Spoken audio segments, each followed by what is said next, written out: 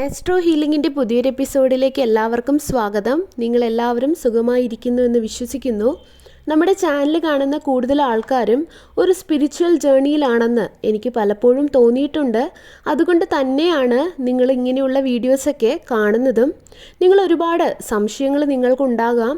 ഒരുപാട് ആൾക്കാർ spiritual journey അല്ലെങ്കിൽ സ്പിരിച്വൽ അവേക്കനിങ് എന്നൊക്കെ പറയുമ്പോൾ ഒരു ഭക്തിയുടെ മാർഗം എന്നാണ് കരുതുന്നത്. എന്നാൽ പൂർണ്ണമായും അതങ്ങനെയല്ല. നമ്മളെപ്പോഴാണോ നമ്മളെ തന്നെ മനസ്സിലാക്കുന്നത്, ഞാൻ ആരാണ് എന്ന് നമ്മൾ ചിന്തിച്ച് തുടങ്ങുമ്പോൾ, നമ്മളുടെ സോളിനെ നമ്മൾ റീകണക്റ്റ് ചെയ്യാൻ തുടങ്ങുമ്പോഴാണ് യഥാർത്ഥത്തിൽ ആ ഒരു ജേർണി നമ്മൾ അല്ലെങ്കിൽ സ്പിരിച്വൽ അവേക്കനിങ് എന്ന് പറയുന്ന പ്രോസസ്സിൽ നമ്മൾ വരുന്നത്. അപ്പോൾ ഇന്ന് അങ്ങനെയുള്ള കുറച്ച് കാര്യങ്ങളാണ് സംസാരിക്കാൻ പോകുന്നത്. എന്താണ് സ്പിരിച്വൽ അവേക്കനിങ്? എങ്ങനെയാണ് ഒരു വ്യക്തിയിൽ സ്പിരിച്വൽ അവേക്കനിങ് സംഭവിക്കുന്നത്? നിങ്ങൾ സ്പിരിച്വൽ അവേക്കനിങ്ങിൽ ആണോ? ഇനി ആണെങ്കിൽ നിങ്ങൾ സ്പിരിച്വൽ അവേക്കനിങ്ങിൻ്റെ ഏത് സ്റ്റേജിലാണ്? ഒരാളിൽ എന്തിനാണ് സ്പിരിച്വൽ അവേക്കനിങ് സംഭവിക്കുന്നത് എന്നുള്ള കാര്യങ്ങളാണ് ഇന്ന് നമ്മൾ ഡിസ്കസ് ചെയ്യാൻ പോകുന്നത്. സ്പിരിച്വൽ അവേക്കനിങ് എന്ന് പറഞ്ഞാൽ നമുക്ക് നമ്മുടെ സോളിനെ അറിയാനായിട്ട് അല്ലെങ്കിൽ നമ്മുടെ സോളുമായിട്ട് റീകണക്റ്റ് ചെയ്യാൻ കിട്ടുന്ന ഒരവസരമാണ്. യഥാർത്ഥത്തിൽ നമ്മളെല്ലാവരും ഓരോ സോളുകളാണ്. നമ്മൾ ഈ ഭൂമിയിൽ ജനിച്ച് ജീവിച്ച് വരുന്ന സമയത്ത് എവിടെയോ വെച്ച് നമുക്ക് നമ്മുടെ സോളുമായിട്ടുള്ള ആ ഒരു കണക്ഷൻ നഷ്ടപ്പെട്ടു പോകുന്നു. പക്ഷെ നമ്മളൊരു സ്പിരിച്വൽ അവേക്കനിങ്ങിലേക്ക് വരുമ്പോൾ നമുക്ക് നഷ്ടപ്പെട്ടു പോയ ഈ ഒരു സോൾ കണക്ഷൻ വീണ്ടും നമ്മൾക്ക് റീകണക്റ്റ് ചെയ്യുവാൻ വേണ്ടിയിട്ട് കിട്ടുന്ന ഒരു അവസരമാണ് ഈ ഒരു സ്പിരിച്വൽ അവേക്കനിങ് എന്ന് പറയുന്നത്. സ്പിരിച്വൽ അവേക്കനിങ്ങിൽ കൂടി കടന്നു പോകുന്ന ഒരു വ്യക്തി, ആ ഒരു വ്യക്തിയുടെ ജീവിതത്തിൽ പൂർണ്ണമായിട്ടും അല്ലെങ്കിൽ കംപ്ലീറ്റ് ആയിട്ടും ഒരു മാറ്റം അല്ലെങ്കിൽ ഒരു ട്രാൻസ്ഫോർമേഷൻ ആണ് ഉണ്ടാകുന്നത്. അതായത് ഒരു ലോവർ കോൺഷ്യസ്നെസ്സിൽ നിന്നും ഹയർ കോൺഷ്യസ്നെസ്സിലേക്ക് ഒരു ഷിഫ്റ്റ് അല്ലെങ്കിൽ ഒരു മാറ്റമായിരിക്കും അവിടെ സംഭവിക്കുന്നത്. അതായത് ഹയർ എനർജിയിൽ നിന്നും ഹയർ എനർജിയിലേക്ക് ആ ഒരു വ്യക്തി മാറുന്നതാണ്. കാരണം നമ്മൾ ജീവിക്കുന്നത് ഒരു 3D വേൾഡിലാണ്. അതായത് ലൗകികമായിട്ടുള്ള കാര്യങ്ങളിലൊക്കെയാണ് നമ്മൾ ജീവിക്കുന്നത്. അങ്ങനെ ഒരു വേൾഡിലാണ് ജീവിക്കുന്നത്. അത് ലോവർ എനർജി ആയിരിക്കും. അവിടെ നിന്നും ഹയർ എനർജിയിലേക്കാണ് നമ്മൾ പോകുന്നത്. പല ഘട്ടങ്ങളിൽ കൂടെ ആയിരിക്കും ഈ ഒരു സ്പിരിച്വൽ അവേക്കനിങ് സംഭവിക്കുന്നത്. ഒരു വ്യക്തി സ്പിരിച്വൽ അവേക്കനിങ്ങളിൽ എത്തിപ്പെടാൻ പല കാരണങ്ങളുണ്ട്. ചില ആൾക്കാർ സോൾ സെർച്ചിങ്ങിൻ്റെ ഭാഗമായിട്ടായിരിക്കും ഇങ്ങനെ മാറുന്നത്. നമ്മൾ നോക്കിയാൽ അറിയാം, നല്ല പൈസയുണ്ട്, നല്ല ജീവിതം, യാതൊരു ബുദ്ധിമുട്ടുകളുമില്ല. പക്ഷേ ആ ജോലിയൊക്കെ റിസൈൻ ചെയ്ത് പെട്ടെന്ന് അവർ ഒരു സോൾ സെർച്ചിങ്ങിൻ്റെ ഭാഗമായിട്ട് എല്ലാം വിട്ട് അവർ ഐസൊലേറ്റ് ആയിട്ട് അല്ലെങ്കിൽ ഒറ്റപ്പെട്ട് അവരിങ്ങനെ മാറി സഞ്ചരിക്കുന്നത് നമുക്ക് കാണാൻ കഴിയും. അപ്പോൾ നമ്മൾ വിചാരിക്കും, എന്താണ് ഇവരിങ്ങനെ? അപ്പോൾ ഇങ്ങനെയുള്ളവർക്ക് അവർക്കൊരു അവരുടെ സോൾ സെർച്ചിങ് പെട്ടെന്ന് വരുന്ന ഒരു കാര്യമാണ്. അതായത് അവർക്കിങ്ങനെ തോന്നും, ഞാൻ ആരാണ്? അങ്ങനെയുള്ള തോട്ട്സൊക്കെ വന്നിട്ട്, അങ്ങനെയുള്ള ചിന്തകളൊക്കെ വന്നിട്ട് അവരങ്ങനെ മാറുന്നതാണ്. അതുമല്ലാതെ മറ്റു ചിലരിൽ ജീവിതത്തിൽ പലതരത്തിലുള്ള പ്രശ്നങ്ങൾ ഉണ്ടാകുമ്പോൾ, അതായത് എന്തെങ്കിലും സാമ്പത്തികമായിട്ടുള്ള വലിയ പ്രശ്നങ്ങൾ, അതുപോലെ റിലേഷൻഷിപ്പിൽ എന്തെങ്കിലും പ്രശ്നങ്ങൾ, കുടുംബ പ്രശ്നങ്ങൾ, അല്ലെങ്കിൽ എന്തെങ്കിലും തരത്തിലുള്ള മേജറായിട്ടുള്ള ഒരു ആക്സിഡൻറ്റ്, ഇങ്ങനെയൊക്കെ സംഭവിക്കുന്ന സമയത്ത് ഈ ഒരു വ്യക്തി കംപ്ലീറ്റ് ആയിട്ട് ബ്രേക്ക് ഡൗൺ ആയിട്ട് അതിൽ നിന്നും അവർ സ്പിരിച്വൽ അവേക്കനിങ്ങിൽ എത്തിപ്പെടുന്നവരുമുണ്ട്. അപ്പോൾ സ്പിരിച്വൽ അവേക്കനിങ് പെട്ടെന്നൊരു ദിവസം നടക്കുന്ന ഒരു കാര്യമല്ല. അത് വർഷങ്ങളോളം എടുത്ത് നടക്കുന്നതാണ്. ഇതിൻ്റെ ആദ്യത്തെ ഘട്ടം എന്ന് പറയുന്നത് നമുക്ക് ഇമോഷണലായിട്ട് ഒരു ബ്രേക്ക് ഡൗൺ സംഭവിക്കും എന്നുള്ളതാണ്. നമുക്ക് വലിയ ഒരു പെയിൻ കിട്ടി, അതിലൂടെ ആയിരിക്കും ഈ ഒരു സ്പിരിച്വൽ അവേക്കനിങ്ങിലോട്ട് നമ്മൾ പോകുന്നത്. ഈ ഒരു ഘട്ടത്തെയാണ് അല്ലെങ്കിൽ ഈ ഒരു സ്റ്റേജിനെയാണ് വേക്കപ്പ് കോൾ എന്ന് പറയുന്നത്. അടുത്തതെന്ന് പറയുന്നത് dark night of the soul, അതായത് നമ്മുടെ ആത്മാവിൻ്റെ ഇരുണ്ട രാത്രി എന്നാണ് പറയുന്നത്. ഈ ഒരു സമയത്ത് നമ്മുടെ ജീവിതത്തിൽ മുഴുവനായിട്ട് തകർച്ചകൾ ഉണ്ടാകും. നമ്മുടെ സോളിൻ്റെ ആ ഒരു സമയത്ത് നമ്മൾ അനുഭവിക്കുന്ന ആ ഒരു വേദന എന്ന് പറയുന്നത് യഥാർത്ഥത്തിൽ നമ്മുടെ സോളിൻ്റെ പെയിനാണ്. ആ ഒരു സമയത്ത് നമ്മുടെ സോള് പറയുകയാണ്, നമ്മളോട് വീണ്ടും കണക്റ്റ് ആകൂ, ഞാനുമായിട്ട് കണക്റ്റ് ആകും എന്ന് പറയുകയാണ്. പക്ഷേ ആ ഒരു സമയത്ത് ഇത് സ്പിരിച്വൽ അവേക്കനിങ് ആണെന്ന് നമുക്ക് മനസ്സിലാകണമെന്നില്ല. അതുകൊണ്ട് തന്നെ നമുക്ക് ഈ സമയത്ത് നമ്മുടെ ജീവിതം മുഴുവൻ തകരുന്ന ആ ഒരു സമയത്ത് നമുക്ക് വീണ്ടും അത് തടയാനും വീണ്ടും അത് കെട്ടിപ്പടുക്കാനും നമ്മൾ ശ്രമിച്ചു കൊണ്ടേയിരിക്കും. നമ്മുടെ ജീവിതത്തിൽ എല്ലാ രീതിയിലും തകർച്ച വരുമ്പോൾ അവിടെ നമ്മുടെ ഈഗോ ഡെത്താണ് സംഭവിക്കുന്നത്. നമ്മുടെ ഈഗോ എത്രമാത്രം ഉയർന്നു നിൽക്കുന്നോ അത്രത്തോളം നമുക്ക് നമ്മുടെ സോളുമായിട്ട് കണക്ട് ചെയ്യാൻ പറ്റില്ല എന്നുള്ളതാണ്. നമുക്ക് ഒരു ഈഗോ ഡെത്ത് നടക്കുമ്പോൾ മാത്രമാണ് നമ്മൾ നമ്മുടെ സോളിനെ കുറിച്ച് കൂടുതൽ അറിയാൻ ശ്രമിക്കുന്നതും അല്ലെങ്കിൽ വീണ്ടും കണക്റ്റ് ആവാൻ ശ്രമിക്കുന്നതും. നമ്മളെപ്പോഴും ഒരു 3D വേൾഡിലാണ് അല്ലെങ്കിൽ ലൗകിക സുഖങ്ങൾ മാത്രം കണ്ട് ജീവിക്കുകയാണ്. അങ്ങനെയുള്ളപ്പോൾ നമ്മൾ ഒരിക്കലും നമ്മുടെ സോളിലേക്ക് നോക്കുകയോ അല്ലെങ്കിൽ സോളുമായിട്ട് കണക്ട് ചെയ്യുകയോ ഇല്ല. എല്ലാവരും പോകുന്ന വഴി നമ്മളും പോകുന്നു, അതുപോലെ എല്ലാവരും ചിന്തിക്കുന്നത് പോലെ നമ്മളും ചിന്തിക്കുന്നു, ആർക്കൊക്കെയോ വേണ്ടി ജീവിക്കുന്നു, മറ്റുള്ളവർ എന്ത് വിചാരിക്കുമെന്ന് വിചാരിച്ച് നമ്മൾ ജീവിക്കുന്നു, ആരെയൊക്കെയോ സംതൃപ്തിപ്പെടുത്താൻ വേണ്ടിയിട്ട് നമ്മൾ ജീവിക്കുകയാണ്. അങ്ങനെ ഈ ഒരു 3D വേൾഡിൽ നമ്മൾ ജീവിക്കുമ്പോൾ നമ്മുടെ ഈഗോ മൈൻഡാണ് അവിടെ പ്രവർത്തിച്ചു കൊണ്ടിരിക്കുന്നത്. അതുകൊണ്ട് തന്നെ ഈ ഒരു രണ്ടാമത്തെ ഘട്ടത്തിൽ, അതായത് dark night of the soul എന്ന് പറയുന്ന ഈ ഒരു ഘട്ടത്തിൽ ജീവിതത്തിൽ പലതരത്തിലുള്ള ബുദ്ധിമുട്ടുകളും വേദനകളും ഒക്കെ വരുന്ന സമയത്ത് ഓട്ടോമാറ്റിക്കലി നമ്മൾ നമ്മുടെ സോളുമായിട്ട് കണക്ട് ചെയ്യാൻ തുടങ്ങും. പക്ഷേ പണ്ട് മുതലേ ഈ ഒരു ദൈവത്തിലൊക്കെ വിശ്വസിച്ച് അല്ലെങ്കിൽ ആ ഒരു വഴിയിലേക്ക് സഞ്ചരിക്കുന്ന, അതായത് കൂടുതലായിട്ട് വിശ്വാസം, അമ്പലത്തിൽ പോകും, പള്ളിയിൽ പോകും, അങ്ങനെയൊക്കെയുള്ള ആൾക്കാരാണെങ്കിൽ അവർ വീണ്ടും ഒരു സ്പിരിച്വൽ പാത്തിലേക്ക്, അതായത് ഒരു റിലീജിയസ് ആയിട്ടുള്ള പാത്തിലേക്ക് അവർ പോകുന്നതായിട്ട് കാണാൻ കഴിയും.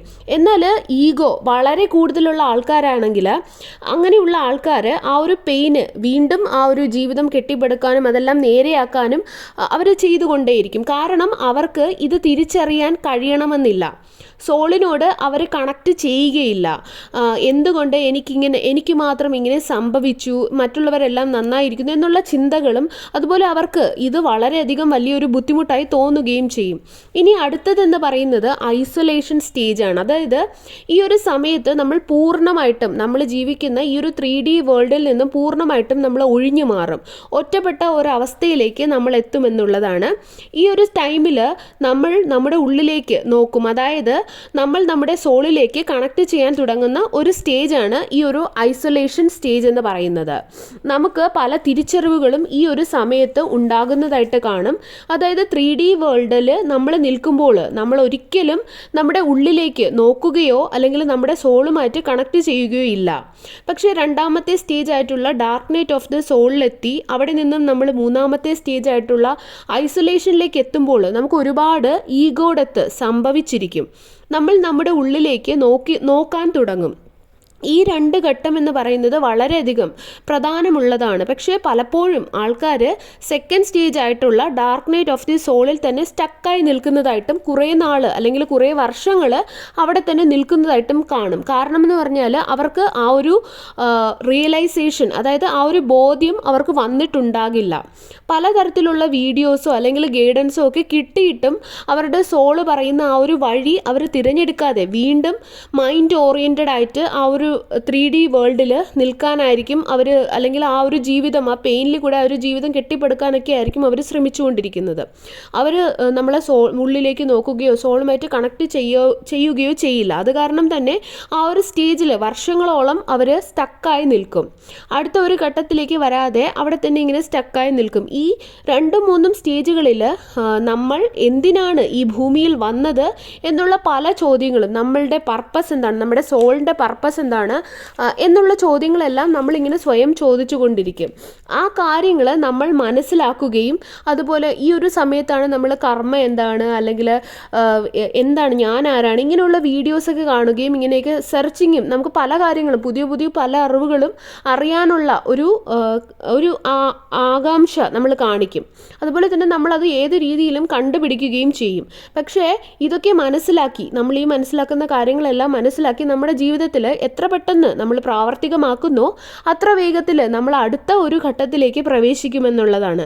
അല്ലെങ്കിൽ അവിടെ തന്നെ നമ്മൾ സ്റ്റക്കായി നിൽക്കാനുള്ള ചാൻസ് വളരെ കൂടുതലാണ്. അടുത്ത ഘട്ടം എന്ന് പറയുന്നത് തേർഡ് ഐ ഓപ്പണിംഗ് ആയിട്ടുള്ള ഒരു ഘട്ടമാണ്. അതായത് നമ്മുടെ തൃക്കണ്ണ്, അതായത് തേർഡ് ഐ തുറക്കുമെന്നാണ് പറയുന്നത്. ഇത് വളരെ പെട്ടെന്ന് നടക്കുന്ന ഒരു കാര്യമല്ല. നമ്മുടെ ഈഗോ ഡെത്തൊക്കെ നടന്നു വരുമ്പോഴാണ് ഈ ഒരു ഘട്ടത്തിലേക്ക് നമ്മൾ എത്തുന്നത്. ഇവിടെ നമുക്ക് നമ്മുടെ ജീവിതത്തെക്കുറിച്ച് ഒരു വ്യക്തത അല്ലെങ്കിൽ ഒരു ക്ലാരിറ്റി ഒക്കെ കിട്ടും. നമ്മൾ എന്തിനാണ് ഈ ഭൂമിയിൽ വന്നത്, നമ്മുടെ സോളിൻ്റെ പർപ്പസ് എന്താണ്, ഇങ്ങനെയുള്ള കാര്യങ്ങളെക്കുറിച്ചൊക്കെ നമുക്കൊരു ധാരണ കിട്ടും. നമ്മുടെ സോളുമായിട്ട് പൂർണ്ണമായിട്ടും കണക്റ്റ് ആകുന്നത് ഈ ഒരു സമയത്താണ്. സ്പിരിച്വൽ ആയിട്ടുള്ള ഒരുപാട് അറിവുകൾ ഈ ഒരു സമയത്ത് നമുക്ക് കിട്ടാൻ തുടങ്ങും.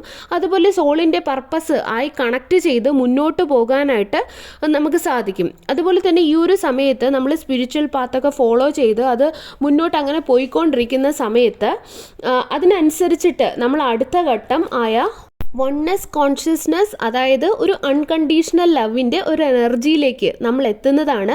ഈ ഒരു ഘട്ടം എത്തണമെന്നുണ്ടെങ്കിൽ നമുക്ക് ഒരുപാട് ഈഗോ ഡെത്ത് അല്ലെങ്കിൽ അത് പൂർണ്ണമായും നടന്നിരിക്കണം. എങ്കിൽ മാത്രമേ നമ്മൾ ഈ ഒരു ഘട്ടത്തിലേക്ക് എത്തുകയുള്ളൂ. പലപ്പോഴും സ്പിരിച്വൽ അവേക്കനിങ് നടക്കുന്ന സമയത്ത് പലതവണ ഈ സ്റ്റേജ് റിപ്പീറ്റ് ആയിട്ട് വരാനുള്ള സാധ്യതകളുണ്ട്. അതായത് നമ്മൾ dark night of the soul, അതായത് രണ്ടാമത്തെ ഘട്ടം അത് കഴിഞ്ഞു, ഐസൊലേഷൻ എന്ന് പറയുന്ന ആ ഒരു ഘട്ടത്തിൽ വന്നു, നമ്മൾ കുറേയൊക്കെ കാര്യങ്ങൾ നമ്മൾ മനസ്സിലാക്കി കഴിഞ്ഞു. പക്ഷെ വീണ്ടും നമ്മൾ dark night of the soul ആയിട്ടുള്ള രണ്ടാമത്തെ ഘട്ടത്തിലേക്ക് പോകാനുള്ള സാധ്യതകളൊക്കെ ഉണ്ട്. അത് എന്തുകൊണ്ടെന്ന് വെച്ചിട്ടുണ്ടെങ്കിൽ നമ്മുടെ ഉള്ളിൽ പൂർണ്ണമായൊരു ഈഗോ ഡെത്ത് നടക്കാത്തത് കൊണ്ടാണ്. അതായത് 1% ഈഗോ നമ്മുടെ ഉള്ളിൽ ഉണ്ടെങ്കിൽ വീണ്ടും നമ്മൾ ആ ഒരു dark night of the soul എന്ന് പറയുന്ന ഘട്ടത്തിലേക്ക് വീണ്ടും പോകേണ്ടതായിട്ട് വരും. വീണ്ടും ആ ഈഗോയെ തകർത്തിട്ടായിരിക്കും വീണ്ടും നമ്മൾ അടുത്ത ഘട്ടത്തിലേക്ക് വരുന്നത്. എല്ലാവർക്കും ഒരുപോലെ ആയിരിക്കണമെന്നില്ല. ഇതിൻ്റെ ഇടയിൽ ഈഗോ ഡെത്ത് നടക്കണം.